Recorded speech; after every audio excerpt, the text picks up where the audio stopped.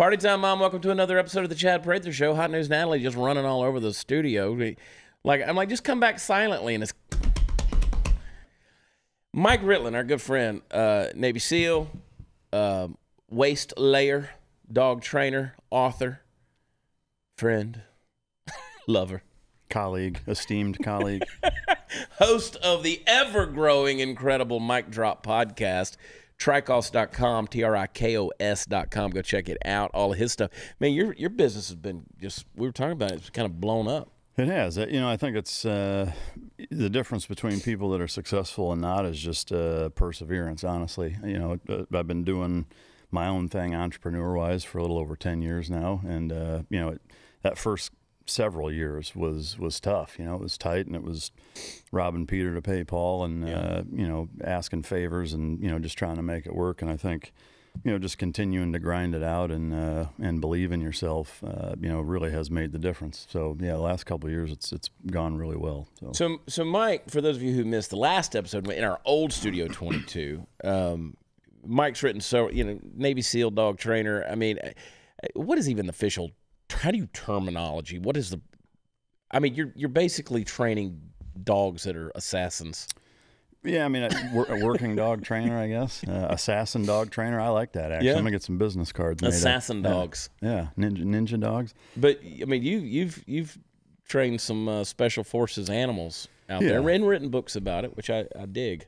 Yeah, you know, I mean, really, the only difference is the caliber of genetics. It's, you know, it's kind of like looking at college players, pro players, all-stars, pro bowlers. You know, when it comes to working dogs, that's the most apt analogy I can kind of relate it to, is that, you know, there's just a difference genetically between the dogs, whether it's at a lower police department level, some, you know, little 6-deputy sheriff's department in Podunk, Kansas, versus all the way up to Tier 1 special operations. You know, the dogs do basically the same stuff. It's just it's by order of magnitude. They're just better at it, you know, at that level. But so, and we talked about this too, because I want you to come to the house, because I've been saying you've been busy and I've been traveling and it's been crazy. But Willie, my shepherd, who everybody knows who Willie is, like, he's famous. He doesn't know it.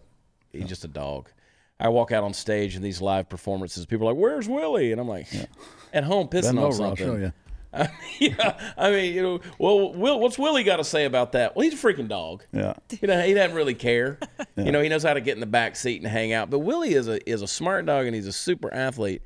And I want you to tune him up. I want you to take a look at it. I want analysis. I want true Willie analysis. Sure. I mean, I'd be happy to do it. I was talking about presence, you know, in terms of presidential candidates earlier, and that's really the name of the game when it comes to evaluating a dog. Is you've got to harness that primal instinct and bring a predatorial presence to a dog and make them understand, I'm here for evil intentions. I'm here to snatch your soul, and what are you going to do about it? Right. And if you don't have the ability to get in that dog's head and make them understand that, you can't really get an effective or an accurate analysis of what that dog is. Because rest assured, if 2 a.m. somebody hopped up on bath salts, it's a former All-American linebacker, kicks your door in, you better have a nasty dog to deal with somebody like that. And so you've got to be able to kind of recreate that presence and essence and violence, and, you know, violence of action and forward aggression towards an animal for them to decide. And they're going to decide one or the other. It's either going to be,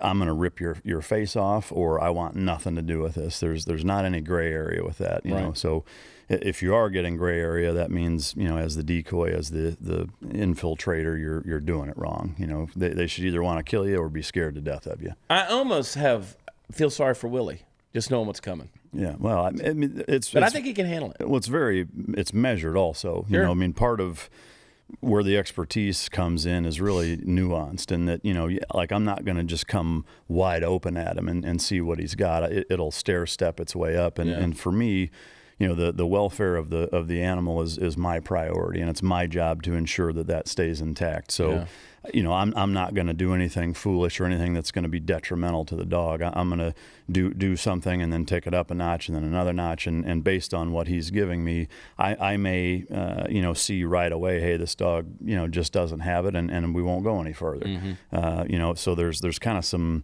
almost mental boxes that need to be checked for me to take it to the next step. Yeah. And it is very calculated. I want to do it. I want to do it sooner than later. I've been wanting to do this, and because I trust everything you do. And it's funny because, you know, you get on the website, read the books, you go to tricos.com, listen to the Mic Drop podcast, which is completely unfiltered for those folks of you that just really want to sit down for a couple of hours with some great guests and just hear people just really break it down for you and tell you the world the way it really is. Mic Drop podcast is a place you need to be for that. I appreciate it. Yeah. It's I enjoy it. It's one of my go-to always listens tos, and I appreciate it. But I'm trying to get you in here when the dog bit the balls off of al-Baghdadi. Yeah. And your schedule, for those of you who don't remember, we need to throw this clip in there. We need to tell Candace, I don't even know if we can, when you were on Wander's World. Yeah. If I could I throw a PSA out real quick? Real quick.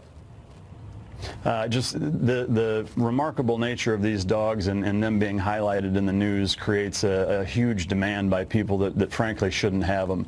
If you see the coverage and you decide I want one of these dogs, either buy a finished trained, fully trained and finished dog from a professional, or just don't get one at all. And Epstein didn't kill himself. All right. Okay. Thank you for that commentary. All right, Mike. Maybe more on that later. Yeah, I was actually surprised that they aired it because that was a pre-recorded show. We recorded it on like a Friday afternoon and it came out Saturday night. So, it was the third or fourth national interview I had done based off of that event taking place. And all of them were about the same, which for me, as the dog industry is related, I like an opportunity to kind of speak a little further in depth on the capability of the dogs, from an augmentation standpoint, how much they help our troops from an asset standpoint. And so I figured that, with him being kind of a younger, hipper guy than the other people I'd been on, that he would give me more of a chance, because I've seen him get pretty serious and in depth with guests before. Sure. And so I was kind of anticipating that, and his was actually the shortest, and it just kind of seemed like he wasn't really taking it serious, and frankly, it just kind of pissed me off. And so I really, like, on the way in, I saw a bunch of funny Epstein didn't kill himself memes, and it was totally off the cuff, like I didn't plan it. It was just something that I was a little bit irritated with the interview being so short, and I just threw it in there to be a smartass, assuming that they wouldn't air it anyway, but then they did.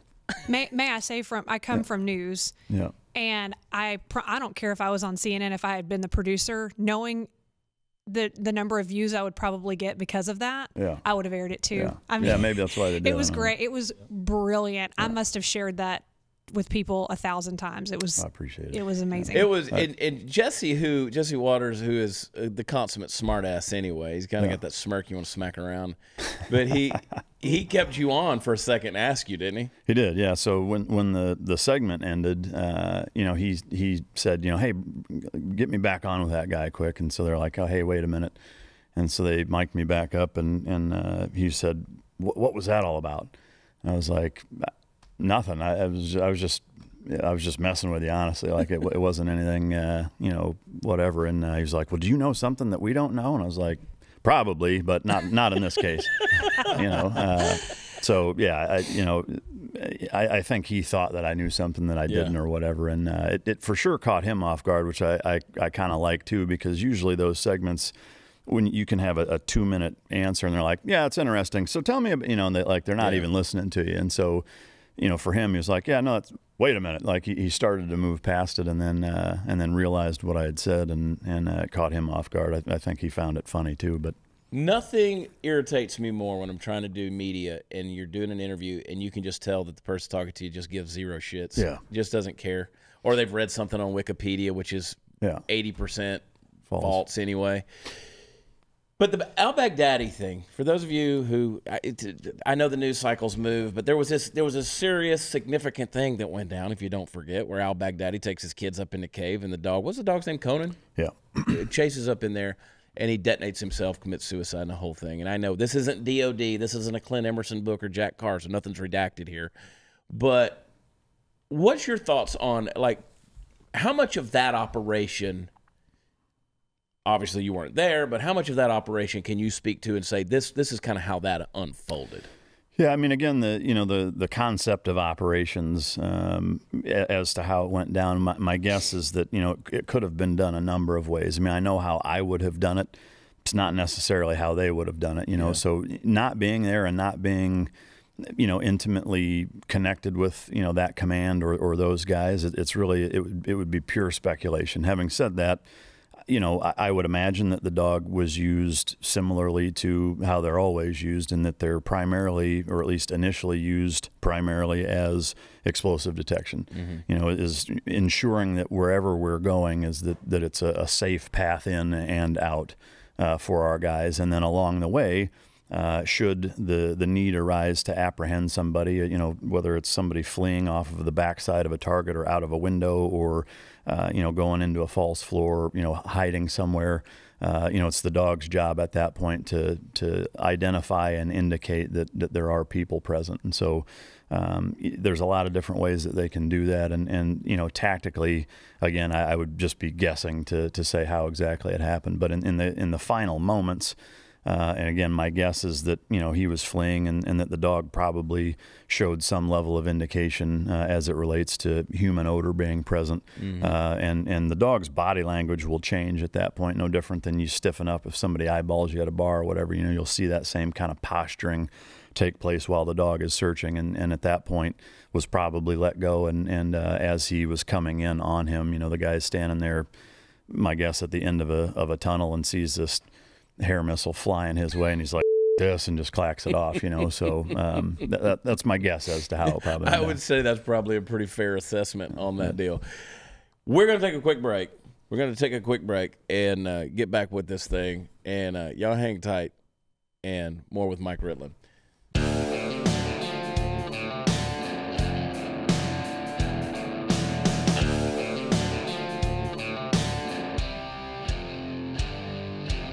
Hanging out, Mike Ritland. He's a killer. What is with the vet community, man? We were just talking about that a little while ago. Yeah. Like, why can't you guys get along?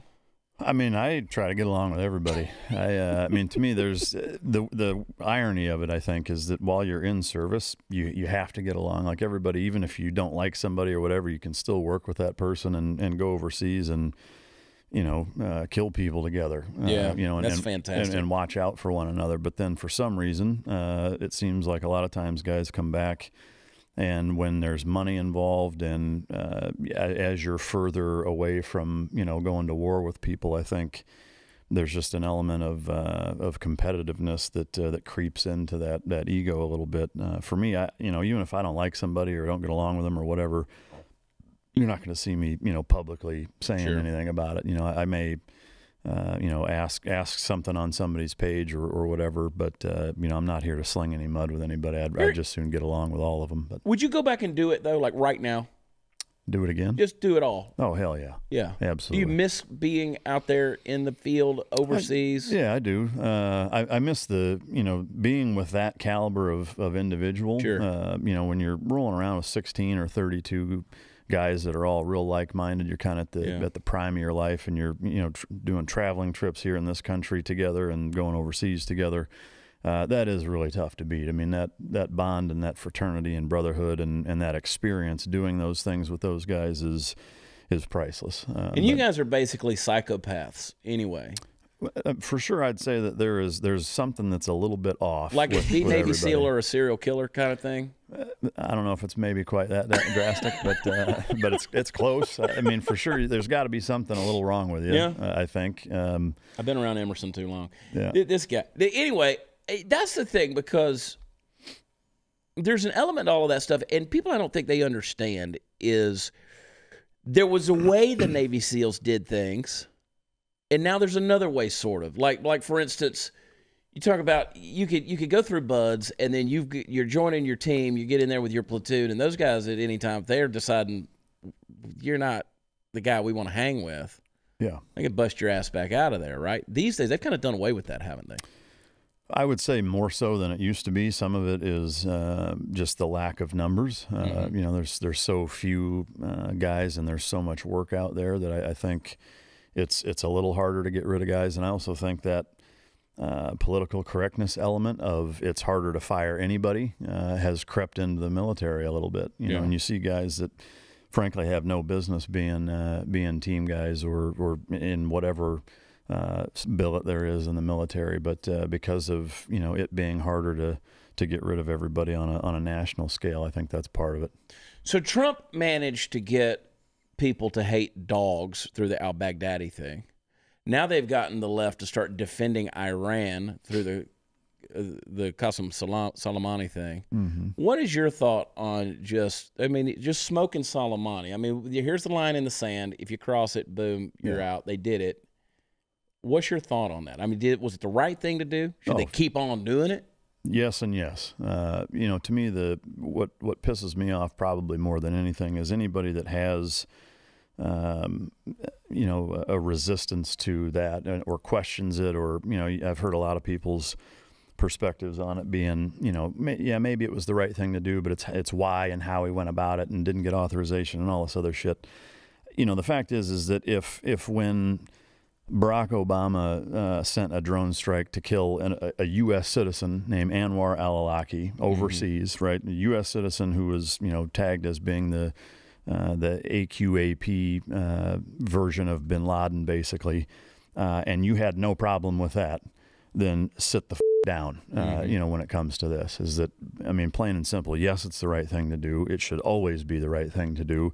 And if you didn't have an issue with the 500 and some odd assassination drone strikes that Obama did during his tenure, how do you have a problem with it now? You just sound like an asshole. And you can go all the way to the extreme of talking about Obama sends a drone strike to a wedding that kills 23 kids, absolutely, that are out there. And so, now all of a sudden you're going to be hypocritical on that. Yeah. And why do you think that is? I mean, what's the mindset there? Is it just I hate Trump so bad I'm willing to have somebody that's ready to ass rape me? Yeah, absolutely it is. In a good way, maybe. I mean, how bad do you got to hate a man like Trump that I'm willing to take an ass raping from a Muslim? I guess it depends on how you view ass raping. Maybe you're into that. I was like, is this like is this a thing you've had a lot of experience with? Well, I'm just saying that's what's going to happen to you. Turn Natalie loose in the Middle East and watch what happens. Chad. Turn Natalie loose in Yemen. I'm ass raping everyone. That's my girl. Woo. You're gonna get ass raped, and you're gonna get ass raped, and you're gonna get an ass raping, and you get an ass raping. we all won the lottery. To me, unquestionably, it's just the fact that they are blinded by their hatred for this guy. Yeah. There isn't an action that he could take that there isn't going to be a huge resistance to on their side. What did he do? I mean, at the end of the day, what did he do? What did Trump do? Yeah. He won. He beat their guy. That's what happened. That's why they're pissed. Is that they lost power. They had 8 years of what they thought was kind of the second coming of Christ, and they've got the first black president, Jesus looked like Hillary. So to me that's all it is it doesn't matter what he does. For me, if I was him, I'd start implementing some of their processes and see what happens. Yeah. Like whatever they think is a good idea, like try it and then watch them fight it. Yeah. You use it against them. To me, I do find it laughable that he has such an innate ability to spin up such a large group of people that fast, with a tweet or with a speech or with, one action or whatever for them to lose their mind. I think half of it is his personality. Yes, he is a little bit of a spastic prick in some ways, and not the most professional, doesn't carry himself probably the most ideal and stoic way that I would want a president to. Sure.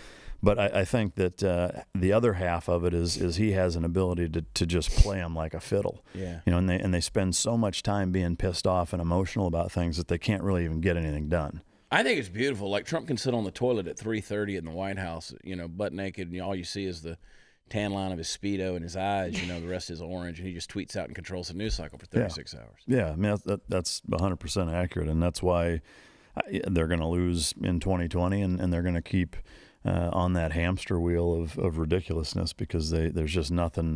There's nothing about it that they're going about it the right way. Breaking news: Donald Trump announces that breathing is good for you. And all of a sudden, everybody's like, "Stop breathing now! How dare you? How dare you breathe?" But does it piss you off, or is it like just? I don't pay much attention to it, honestly. I mean, I started to get pissed off at the stupidity. I don't watch a whole lot of news anymore. I used to watch a lot of it. I've throttled that back about 98%. To me, you know, I know what I'm focused on. I focus on the things that I can control, which is my business, the nonprofit, my personal life, and I think of everything as a micro decision.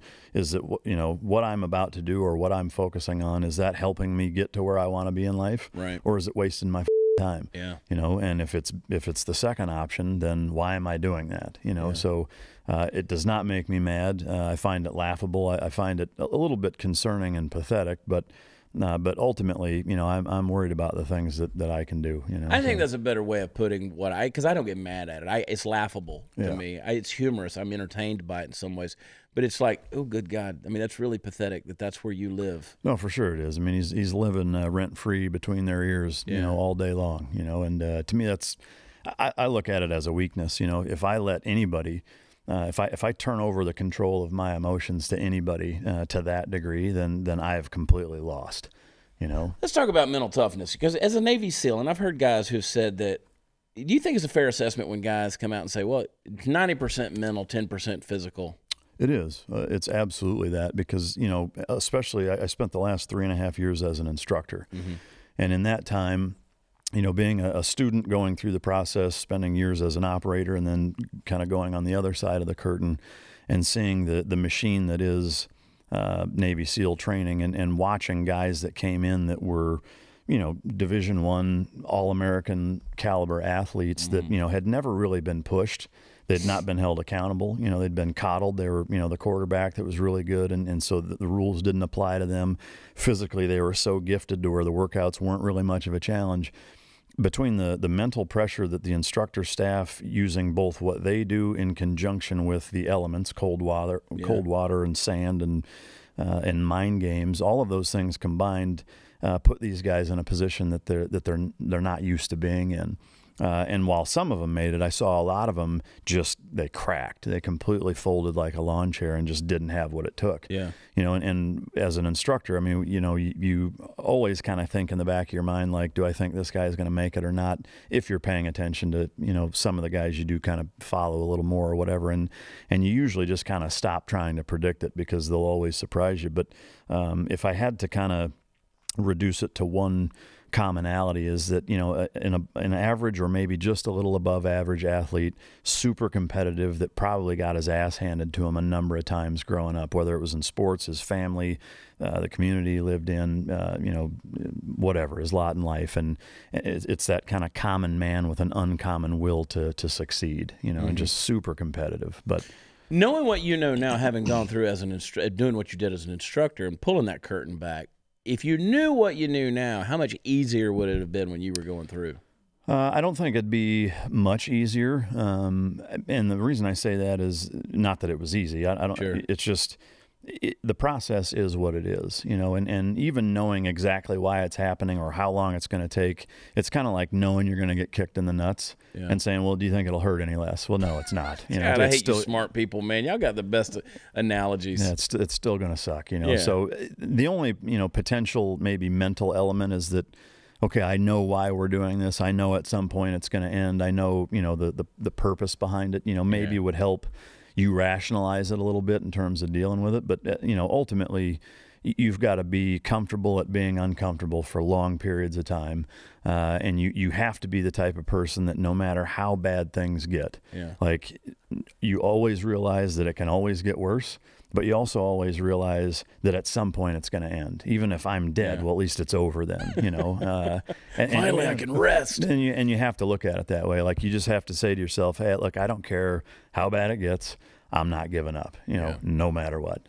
I was thinking about you, and we talk about Clint Emerson. And I was thinking about all you guys that I've built a relationship with over the last little while. I was in Washington State. I was on the coast. It was rainy. It was cold.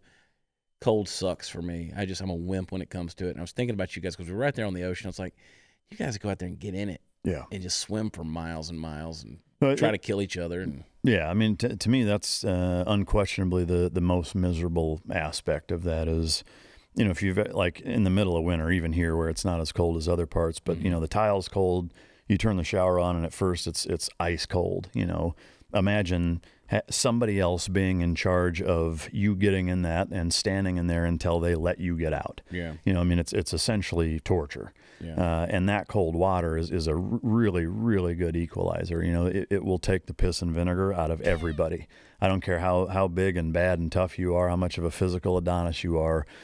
Laying in ice cold water with sand in every orifice and covering your entire body between your clothes and your skin, and having to lay there and move around and get up and be at the mercy of a sadistic group of cadre that, you know, have been to war and have been through that same process, that it's their job to ensure that if you do make it through, it's because you're the right guy for the job.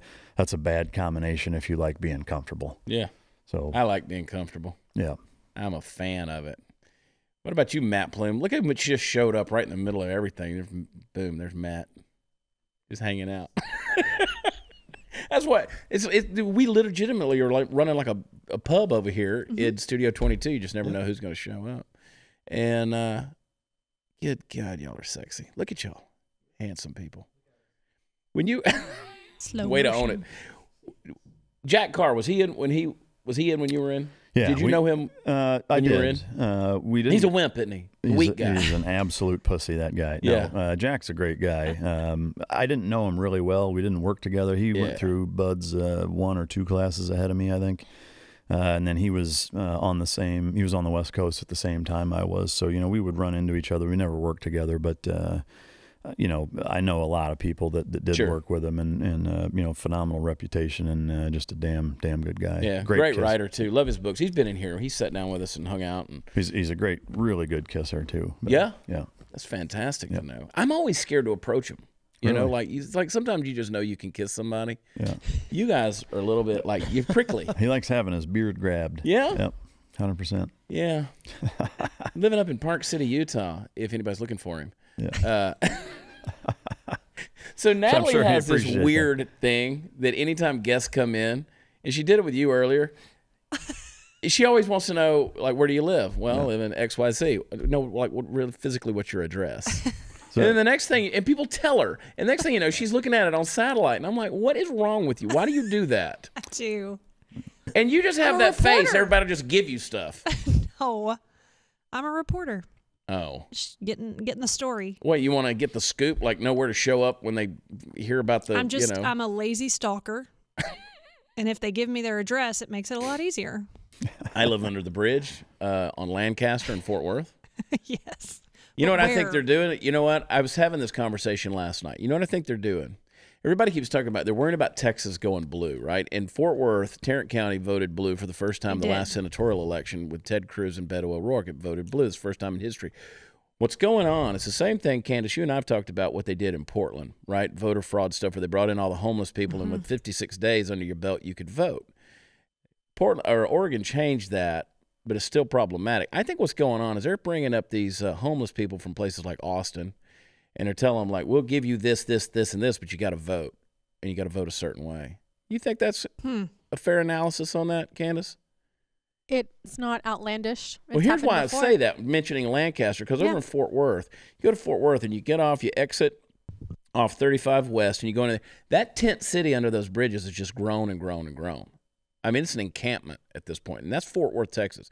Used to not be that way. You'd see a few folks under there and just kind of hanging out. That's just the part you can see. There's a whole other wooded section. Oh, there's a ton. It's just grown and grown. I had that last night. It just kind of hit me.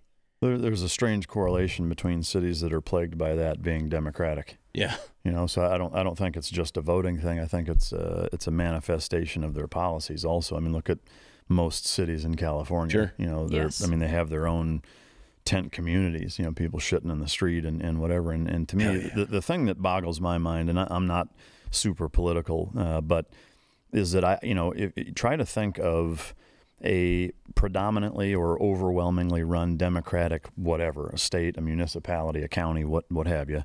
And I don't know of a single one that's blue across the board that's not a shithole. Yeah. You know, they all are, and they all have huge homeless problems, huge drug problems, huge, everything problems, and when you look at states who are fiscally wired tight, nice places. They're clean. You know, they're lower in crime. They have just a good overall feel of, you know, hey, if I had a family, this is where I would want to raise them. They're overwhelmingly red, Republican, conservative. Yeah. How is it that people don't realize that, especially when you have politicians like, you know, Joe Biden as an example, or even Nancy Pelosi, that have spent, you know, longer than I've been alive in Washington, D.C. Like, that should be illegal. And B, it's like, you've been there for 40 years. If you haven't figured out how to fix it, like you were there when the problems were created. And now we're supposed to trust you guys to problems that you've been there for the last 30 years while they were being made. Why didn't you fix them while they were being started? That's my campaign You can't say slogan. that word. I can say it. It's the anti. Sarah Gonzalez, speaking of anti, come over here to the pub. She wandered in. I'm telling you, people just come into the pub. I want to get her hot take on something right quick. Come over here to the microphone. Between us. Look at it. They just wander in. Sarah Gonzalez, the host of the News and Why It Matters, and also Sarah Gonzalez Unfiltered on YouTube. Get on there and do it. Our resident Mexican. Look at her. She beautiful. Well, Candice, we don't know where she's from, but we don't know. We don't even want to know. We don't even want to know. But Sarah, she owns it. Your take on this thing of just when you see on social media, because you catch a lot. You catch a lot of stuff. Like, there was a guy who sent you a message the other day that said he wants to take your makeup off with a knife to your face. Yes, he would like to scrape my makeup off with a knife. Yeah, you get some horrid yet entertaining comments on social media. Yes. Oh, it was Steve. I said that. Yeah. I meant gently. I meant it in a kink way, you know? When you look at the stuff that's going on in America today, just the absolute, like, Mike, who says, well, I'm not political, and then he comes off with this fantastic political analysis of things, and it's just common sense. You don't have to be political to have common sense. Right. But I think it actually skews your common sense. It does. If you identify as a certain I'm this or that, it skews your perspective going into it. Right. You know, and that's the biggest problem. Right. It's like, well, what does my team say? Well, your team. If what do you screw think? your team. That's exactly right. And I say that wholeheartedly. I agree with you because at the end of the day, Donald Trump doesn't walk on water. He's not the Messiah. I'm not going to defend him for everything. If he does something wrong, I'm going to call him out. I'm going to do it. I have my own convictions. I'm not going to believe that. That's one of the reasons I love doing stuff with Blaze and Blaze Media and Blaze Media, quote, personalities, because they're fair. There's nobody in here that's stroking anybody else. Everybody. If you have a conscience, then you do that. You're absolutely right, Chad, because I mean, I've watched you call him out, bump stocks, whatever it was. I've watched you. Donald Trump has done more to harm the Second Amendment than any president that I can remember, right? So, I mean, just if you want to take infringing upon those rights, he's infringed. The bump stock deal, there's other issues that are there. I don't like it. I say arm everybody.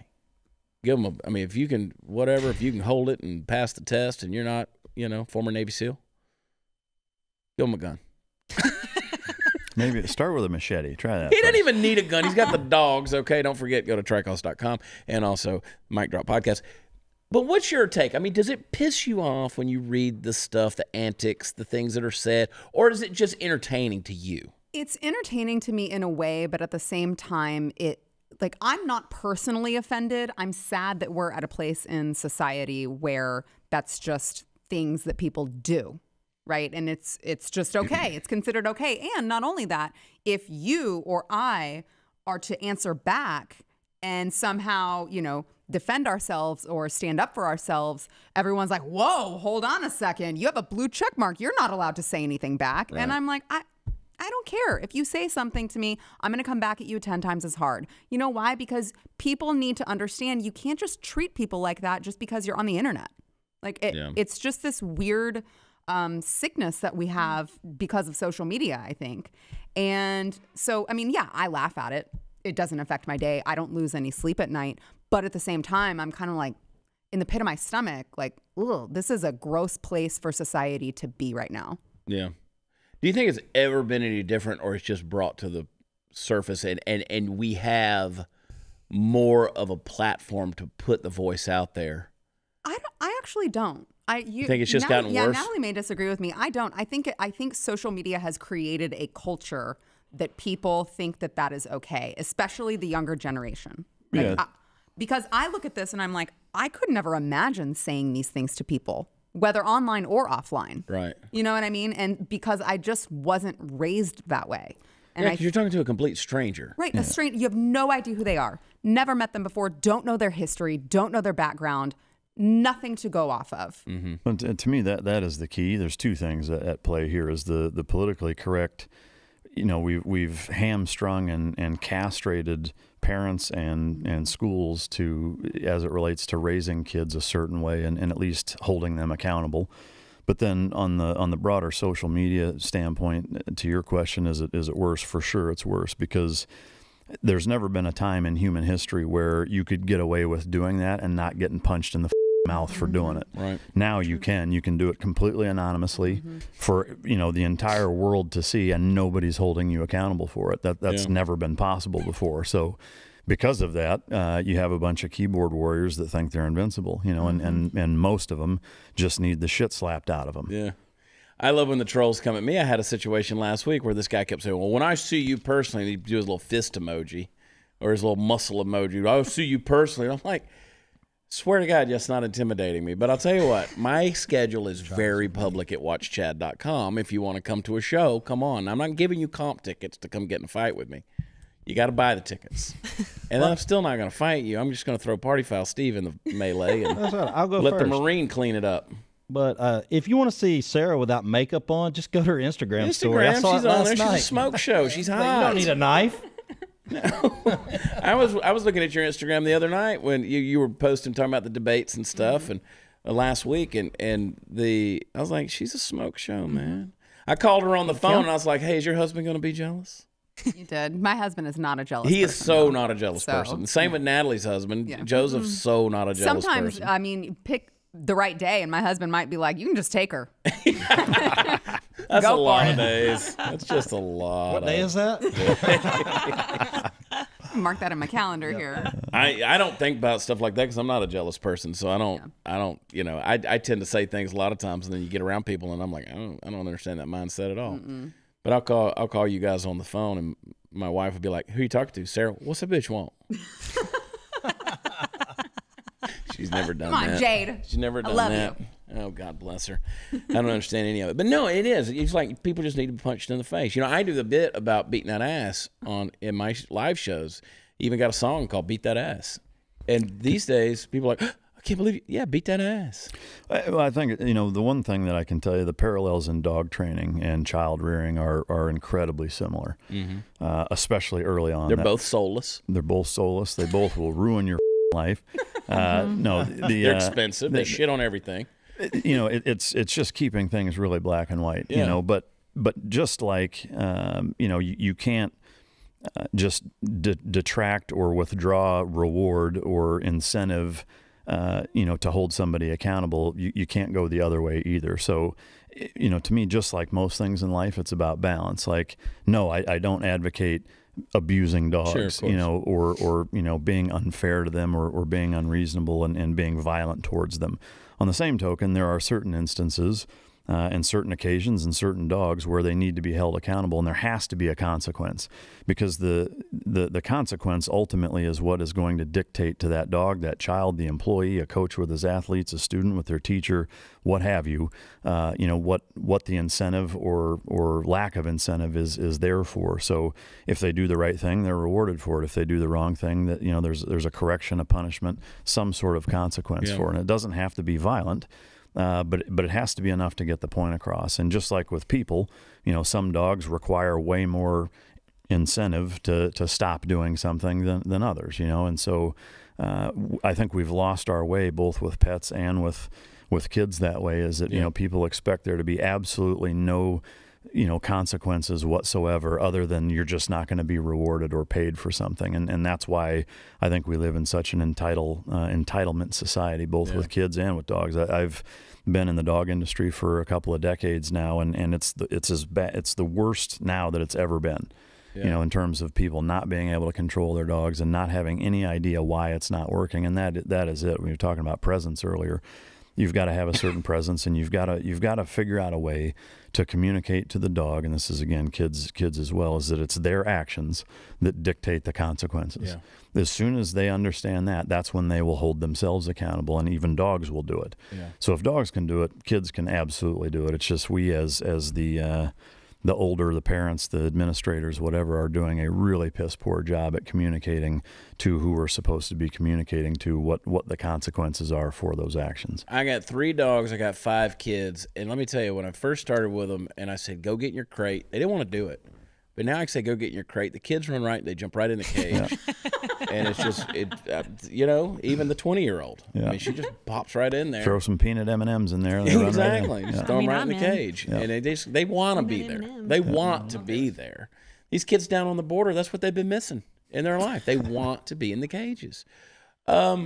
What do you think about these people that are all over the airport with their dogs pissing and shitting all over the idiots I think let's go ahead and stir that pot. Yeah. Blame me, not Mike. I want his analysis. Yeah. If he wants to crawl into the fray, because I know you idiots out there with your lazopso that you got to get on a plane with. And I saw a dude the other day with a Maltese dog. Kept taking it to the bathroom. Chad, do you remember the pug that we saw? Yeah. At the airport? Yeah. And they were literally... They had to pull him down the the stairs. dog didn't want to walk. Terrified. There's this older couple, Mike. Now, I'm going to get to you in a minute, Mike. Yeah, take your time. There was this older couple. We were coming back out of Florida. We were walking through the airport. And this dog that does not want to use its feet, you know, and how these dogs... So overweight, I mean, this pug was just fat. And it was the size of an English bulldog, but it wasn't. It was a pug. And this guy is dragging this dog through the airport, literally dragging on a leash. And I'm like, dog eats a lot. Huh? This old guy couldn't hear, right? What are you saying? Your dog is fat. What? Your dog is fat. Your dog is suffering. It wants to die from living with you and your old lady.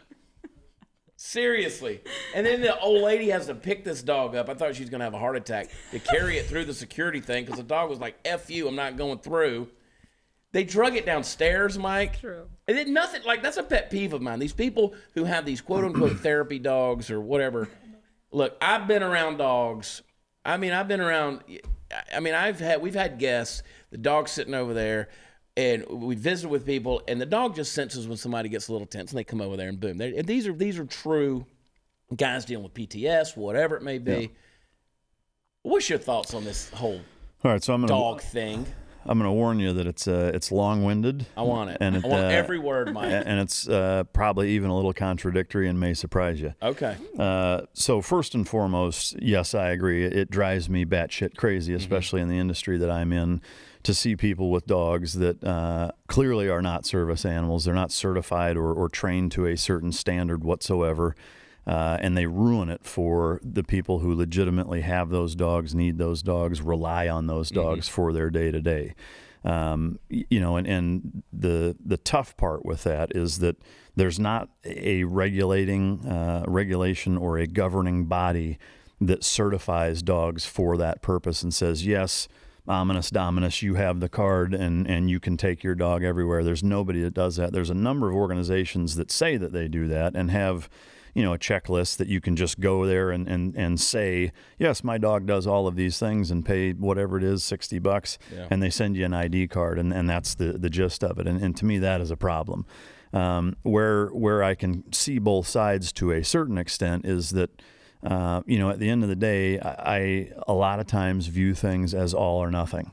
Is that, you know, if you as an airport, a TSA as an entity, a restaurant, whatever, is that you either allow people to bring their dogs in or you don't. Right. You know, and the issue I have with trying to create a governing body and a certain certification standard is no different than guns or the FDA or anything else, is that who is in charge of that.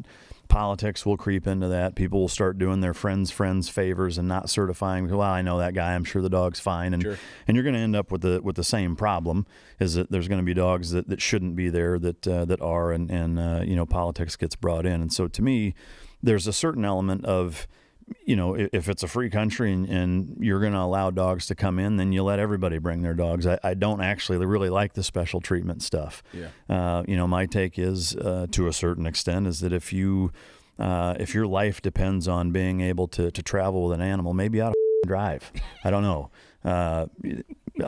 That's just how I view it. Is that, you know, I don't take the plane. I can't think of a way to implement that well. Because again, people are going to take advantage of it and screw it up for everybody else. I take dogs with me most places when I travel, and I usually drive for that reason. I don't like going through airports and dealing with all the stupidity of having a dog that will bite somebody that has a vest on that says "Do not pet," and somebody comes running up and pets them anyway. That shit drives me crazy, and so I typically avoid it. And so, you know, that answer may seem a little bit all over the place because my viewpoint is a little bit all over the place. It makes total sense. That makes total sense, and I agree, because I have people who think they know the rules, and there's really not a lot of rules there. And I have friends who are like, "Hey, if you want to get certification, no, I don't. First of all, I don't need that." And I look at it and I think, there are people say, "Well, the vest, they have a vest on and has a clear pouch, and you can see the paperwork in there. Now that's official." And I'm like, "Yeah, but is it? No." I mean, you can fake anything, ladies. You can fake anything, right? You guys know. Girls? I was going to say, I might start a new business. You could certify stuff. Yeah. All kind of stuff. And I know people who legitimately can do those things. Uncle Steve's pet dog training. Way beyond what you just get on the internet and do all this stuff. But I'm the same way. People ask me all the time. We go to all these cities all over America, and every time people go, "Where's Willie?" Well, I don't want to put an 80-pound shepherd on an airplane. Yeah.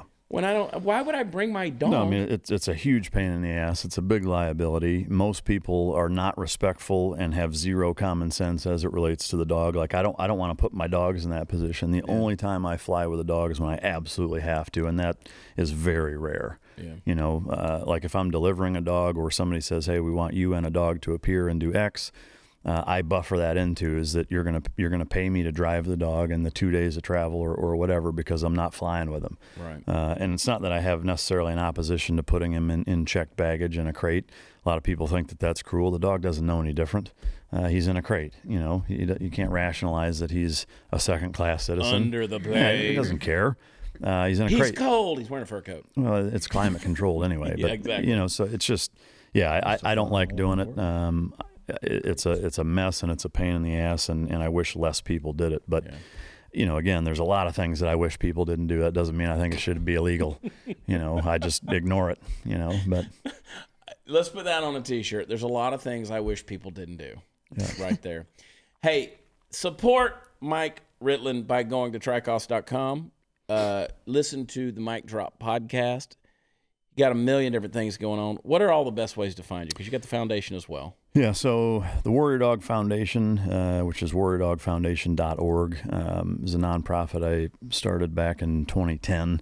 We've taken in almost 200 dogs at this point, and these are all dogs that would have been euthanized had we not taken them. And every one of them are dogs that were either police dogs, they were military dogs, whether it's regular military, special operations, Customs, Border Patrol, just about any working entity in the federal government at the highest level or at the lowest that has dogs in a working capacity, we've taken dogs from at this point, just about. And all of these dogs, we get them for a reason. We have a lot of people that apply and would love to take one of them, and some of them we can do that with. Most of them we can't. We do try to implement rehabilitation tactics and get the dogs unwound into a point where they can either be put back into service with another department or retired out to a civilian, a family, what have you. And if you want to help out, go on warriordogfoundation.org. Donating is the best way. We get a lot of people that volunteer to come help at the ranch where the dogs are, and it's not super realistic because it does take a long time for those dogs to get to a point where they'll trust you. So showing up for an afternoon or a weekend is not real realistic. Yeah, and if you want, of course, Mike's available. You can find Mike. You can reach out and find Mike. Mike will help you. There's so many different services he offers, and I mean, I call him a subject matter expert on so many different things, and he is, especially when we kiss. He's French, and I like that. That's right. I don't even mind the beard anymore. It's gotten. I enjoy yours at that length. At that length, yeah. I shaved a little bit because I knew you were coming in. It tickles me a little bit. You were coming in. I left it nice and rough. Yeah, I appreciate that. But get with Mike. Check Mike out. Get his books as well. Fantastic stuff. And just think about it like this, because we've mentioned, and I say this in a crude way. I mean, you got warriors that come back with PTS and all this stuff. A lot of times you have these animals that are coming back too. Many times. And you gotta deprogram that computer in some ways. Absolutely. The nice thing is that unlike people, they don't have the ability to rationalize why they're feeling what they're feeling. It's really a very simple A plus B equals C formula. If you just, and this is for anybody with a pet dog, just always remember that you can't explain anything to a dog and they don't think in a language, right? Yeah. So everything for them is A plus B equals C, or their mind works more like a calculator. So it's really just about taking a certain stimulus that affects them negatively and rewriting all of the negative association with positive association and ultimately getting them to where now they make a positive association with something that was bothering them before. So it's a lot more black and white and easier to kind of evaluate and rehabilitate than it is with people. But the principles are all the exact same. Yeah. Remember that when you're talking to your Doberman, Sarah. Okay? Remember that. Because I know how you do. She is very well trained so far. She's only like 5 months. It's good. Yeah, almost I know 6 months. You do. Crack the whip. You're like my wife having a damn conversation with the dog. It's true, I do. It's like that old Far Side cartoon where it's like what they hear is blah blah blah blah blah blah blah Daisy blah blah blah blah blah blah blah Daisy blah blah blah blah. Yeah. And that's all they hear. So anyway, we got to get out of here. Check out Mike Ritland. Check him out. Mike Drop Podcast. He'll break it down for you. And he don't get in a hurry, man. It's a long podcast. Those episodes are legit. And my favorite image of your podcast is when you had Forged Mike on and Sam Bonnie on there, and they're all in. Samantha's a smoke show, and you're up there and you're all cut and ripped up in the picture in the middle. You got the abs hanging out. Got and stuff. The sandwich. I was like, look at you, kid. Look at you, Mike Ritland. Check him out. Always welcome here, brother. Thanks for coming on today and hanging out with us. And watchchad.com. Check us out. Come find us out on the road. We love y'all. God bless. Talk to you next time. Bye.